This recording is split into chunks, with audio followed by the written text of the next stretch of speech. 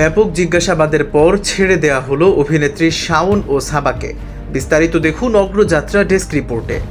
অভিনেত্রী, গায়িকা ও নির্মাতা মেহের আফরোজ শাওন এবং অভিনেত্রী সোহানা সাবাকে ব্যাপক জিজ্ঞাসাবাদের পর ছেড়ে দেওয়া হয়েছে।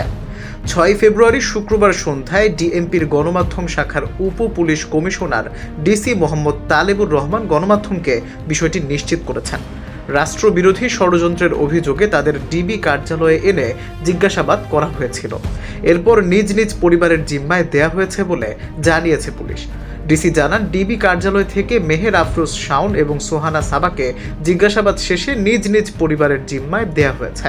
এর আগে গত 15 জানুয়ারি কলকাতার হোটেল পার্কে আওয়ামী লীগের একটি সভা সরাসরি ও ভার্চুয়ালি অনুষ্ঠিত হয় বলে গুঞ্জন রয়েছে।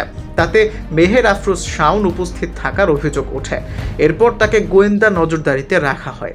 গতকাল বৃহস্পতিবার অর্থাৎ 6 ফেব্রুয়ারি সন্ধ্যা 7টার দিকে এই অভিনেত্রীকে রাষ্ট্রবিরোধী ষড়যন্ত্রের অভিযোগে নিজেদের হেফাজতে নেয় ঢাকা মহানগর গোয়েন্দা অর্থাৎ ডিবি পুলিশ। এছাড়া একই দিন দিবাগত 12:30টার দিকে রাজধানীর ধানমন্ডি এলাকা থেকে সোহানা সাবাকে আটক করে মিন্টো রোডের ডিবি কার্যালয়ে নেওয়া হয়। ডিবি সূত্রে জানা গেছে, অভিনেত্রী শাওনের পর সোহানা সাবা নজরদারিতে ছিলেন। তার বিরুদ্ধে দেশ বিরোধী ষড়যন্ত্রের অভিযোগ রয়েছে। আওয়ামী লীগপন্থী শিল্পীদের হোয়াটসঅ্যাপ গ্রুপ আলো আসবেই এর সক্রিয় সদস্য ছিলেন সোহানা সাবা।